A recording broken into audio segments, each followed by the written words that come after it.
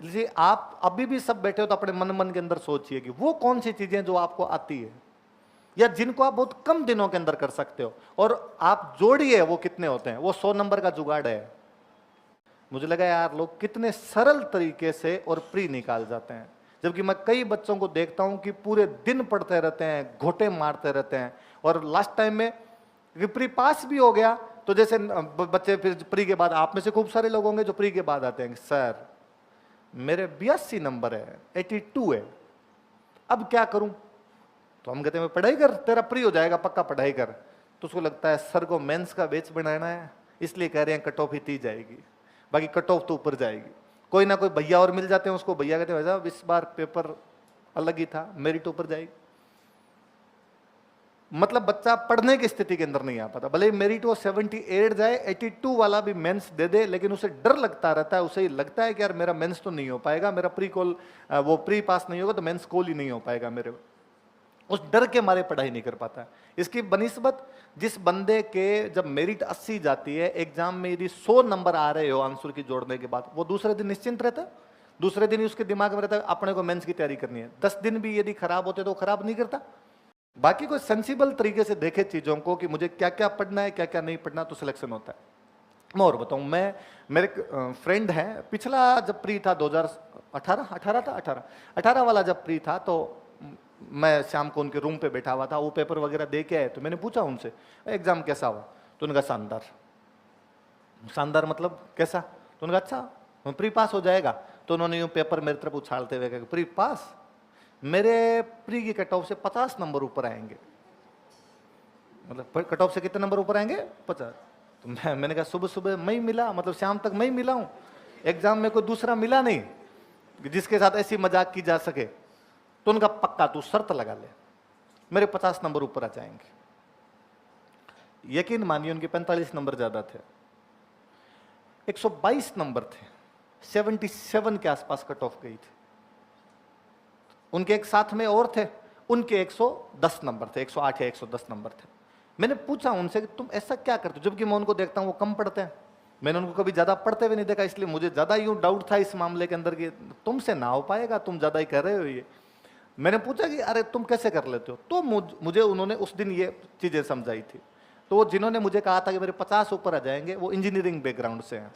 तो उन्होंने कहा देख मैथ्स रीजनिंग वाले जो क्वेश्चन आते हैं मेरा कोई गलत नहीं होता, इक्का दुक्का कोई गलत हो जाए वो बात अलग है, बाकी मेरे सारे क्वेश्चन सही हो जाते हैं। मगर ठीक, उनका साइंस में कोई बायोलॉजी वाला क्वेश्चन कोई अटपटा पूछ लिया बहुत ज्यादा तो गलत हो जाता है, बाकी साइंस टेक और इकोलॉजी में मेरे क्वेश्चन गलत नहीं होते हैं, सही है।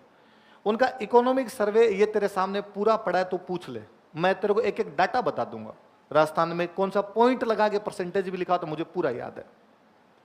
कैसे याद कर लेते हो, तो नहीं यार हम दोनों रूममेट हैं, लेके बैठते हैं, हम कहते हैं भाई आज एक चैप्टर तू पढ़ ले, एक चैप्टर मैं पढ़ लेता हूँ, तू शाम को मुझे सुना देना, मैं शाम को तेरे को सुना दूंगा। अगले दिन एक्सचेंज करते हैं उस टॉपिक को, वापस पूछते हैं, एक दूसरे को पूछते हैं, थोड़े दिन में याद हो जाते हैं। जो कठिन कठिन परसेंटेज होते हैं, चाय पीते हुए भी वही पूछते रहते हैं, वो परसेंट कितना है, 2-4 बार बोलते में याद हो जाता है। इकोनॉमिक सर्वे हमें पूरा याद है। करंट वैसे तो अखबार वगैरह पढ़ते ही रहते हैं, हमेशा 12 महीने पढ़ते हैं, थोड़ा बहुत तो तैयार होता ही है। और एग्जाम वाले इन दिनों के अंदर हम थोड़ा सा, और वो जो भी बुक्स आती है मार्केट के अंदर, वो मार्केट वाली बुक लेके बैठते हैं और उसमें छांट लेते हैं। मैं इसको कह देता हूँ कि तू भाई ये जो अवार्ड्स है, स्पोर्ट्स है, ये तू पढ़ ले, गवर्नमेंट की स्कीम्स में पढ़ लेता हूँ। फिर एक दूसरे को सुना लेते हैं, कर लेते हैं, तो करंट तैयार हो जाता है। तो हमारे इधर वाले क्वेश्चन गलत नहीं होते। कितना क्वेश्चन हुए ये, तो मैंने कहा यार 75 के आसपास हुए। उसने यार जब मैं ये 75 ये करता हूँ ना, तो थोड़ी बहुत हिस्ट्री पॉलिटी इकोनॉमी मुझे आती होगी। तो हाँ यार 10-12 क्वेश्चन तो सही हो सकते हैं। तो क्या 110 क्वेश्चन के 125 नंबर के आसपास होते हैं भाई, सॉरी 85 क्वेश्चन करेंगे, जैसे 85 क्वेश्चन करेंगे तो 85 क्वेश्चन वहां तक तो पहुंच जाएंगे आप। मैंने कहा यार ये मामला सही है, तो तुम बाकी ये नहीं पढ़ के जाते, राजस्थान की हिस्ट्री ये नहीं पढ़, उनका ना नहीं पढ़ के जाता, यही पढ़ के जाता हूँ। दूसरे वाले जो थे वो पूरी तरीके से आर्ट्स के स्टूडेंट, मैं उनकी तरफ मुस्कुराया कि भैया आपके इधर तो डब्बे गोल है। इन्होंने तो कह दिया आपके लिए तो फिर नैनो टेक्नोलॉजी टप पड़ती होगी, आप तो कैसे कर पाते होंगे। तो उनका बात तो तेरी सही है। तो उनका मैं राजस्थान जीके पढ़ जाता हूं, मगर राजस्थान जीके में 40 क्वेश्चन आते हैं, तो आपके कितने सही हो जाते हैं।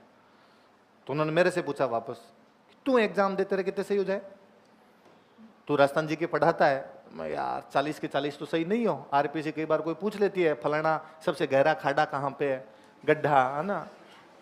तो ये आरपीसी का जिसने पेपर बनाया, उनके शहर में कोई खड्डा होता होगा तो उसने पूछ लिया।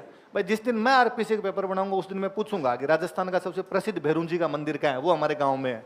आप नहीं जानते, पर जब मैं पेपर बनाऊंगा तो आप जान जाओगे। उसके बाद सारे बच्चे रट्टे मारेंगे, भैरूंजी का मंदिर वहां है, भैरूंजी का मंदिर वहां है, भैरूंजी का मंदिर वहां। तो एक आधा तो अपने गाँव के प्रति इतना तो किया जा सकता है। तो मैं यार ऐसे को 2-4 क्वेश्चन आते हैं, वो तो नहीं आते। बाकी मैं दो तो 35-36 क्वेश्चन तो करके हूँ।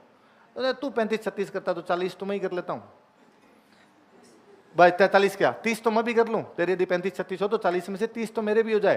तो मैं हाँ 30 क्वेश्चन तो हो सकते हैं। तो उनका 30 ये 20 और 15 इधर वालों में तो कोई लफड़ा रहता ही नहीं है। मैं कहा हाँ यार ये वाला से। फिर उन्होंने कहा तू इतना अंडर एस्टिमेट मत कर, रीजनिंग वाले मुझे आते हैं, मैथ्स नहीं आती। मम्मी की बुआ के लड़के का पापा के साले मेरे क्या लगते हैं, ये मुझे निकालने आते हैं। इसमें त्रिभुज गिनिए, इसमें डिब्बे गिनिए, इनके लिए कोई आर्किमिडीज का सिद्धांत लगाने की आवश्यकता नहीं है। ये बहुत सिंपल सी चीजें, ये मैं कर लेता हूँ आराम से। तो 7-8 क्वेश्चन मेरे वो भी सही हो जाते हैं। तो ये 75 के आसपास तो इधर पहुंच जाएगा। मैं कहा तो 108 ही तो नंबर हैं, हो गया अंदर जुगाड़िया तो पूरा। इसलिए आप अभी भी सब बैठे हो तो अपने मन के अंदर सोचिए कि वो कौन सी चीजें जो आपको आती है या जिनको आप बहुत कम दिनों के अंदर कर सकते हो, और आप जोड़िए वो कितने होते हैं। वो 100 नंबर का जुगाड़ है।